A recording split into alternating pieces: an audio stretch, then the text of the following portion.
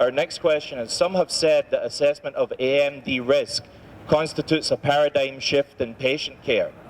Is this a fair statement? And what are the pros and cons in such a fundamental change in eye care? Professor Beatty. Absolutely. I just heard a lecture 2 days ago and they used the term pre-AMD, which is a bit like pre-diabetes. In other words, we diagnose age-related macular degeneration on the basis of what we see in the retina, but high-resolution optical coherence tomography and other imaging modalities which are now available to us show us that there are changes in the retina long before it becomes apparent either to the doctor or to the patient. And this is when intervention should be undertaken, because the oxidative stress which causes age-related macular degeneration is a chronic and cumulative process. So antioxidants are there to prevent further damage rather than to undo damage. Once again, I have to point out that it is preventative as well as slowing down the progression. That's important. And if you are to supplement, just to emphasize once again that it should be a supplement that contains all three parts of the jigsaw puzzle. There's lutein, zeaxanthin, and mesozeaxanthin. And we don't know what any given individual's preference in terms of retinal capture is for these three carotenoids. So I advocate using all three macular carotenoids in any supplement used. Dr. Tolentino.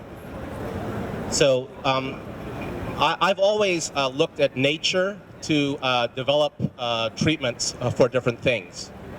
Nature actually is what we use as a guide in medicine. When we developed anti-angiogenic drugs, for example, for injections in the eye for wet macular degeneration, we tried to understand what nature was bringing into the mix, and then we had to stop that. We know what causes macular degeneration. Genes, age, oxidation, inflammation, right? What can we modify? We can't trade in our parents.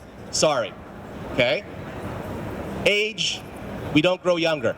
Sorry. Inflammation? Yes. Oxidation? Yes. And how does the body do that naturally?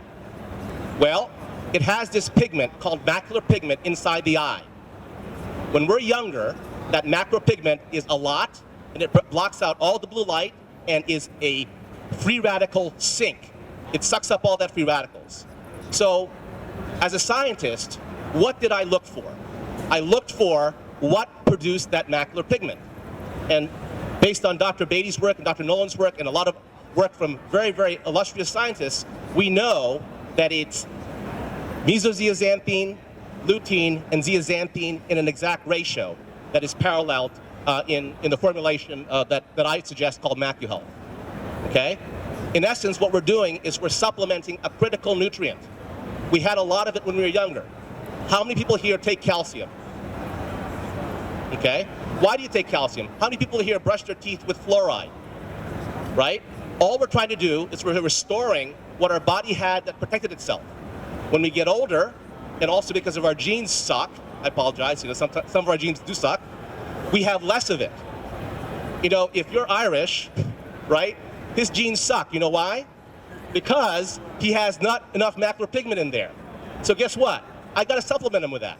There are some elderly women who have to take calcium because they're going to have osteoporosis. So what do? We give them vitamin D and we give them calcium. That's exactly what you have to do because that's what the body needs. And that's the way we can fight our genes in some ways. Sorry for the Irish part. But I'm pretty pigmented, so Next. Before I get into the Dr. Shadlow, you maybe want to comment on this one? Well, clearly I think that when we are in our Scottsdale clinic, where we see predominantly, Irish, German, folks, a lot of, white retired patients from all over the nation that end up settling there, that's exactly, we see the end product of what Dr. Tolentino has just described.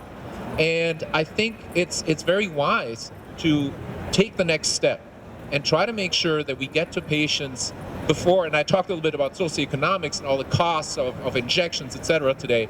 Wouldn't it be smart to use that ounce of prevention that we can use in a way that was talked about earlier, detecting together as a community of healthcare professionals, detecting patients with what will over time evolve as pre-AMD, protecting patients that have a family history, protecting patients that are fair-skinned, blue-eyed, etc., just the same way that now everybody uses sunglasses. You go back 50 years, people probably weren't using sunglasses just the way they are now. It just, I think over time it's going to become completely second nature. It's going to be strange for people to allow their children to use their iPads without wearing blue tech lenses. In my opinion, this is definitely where the puck is going.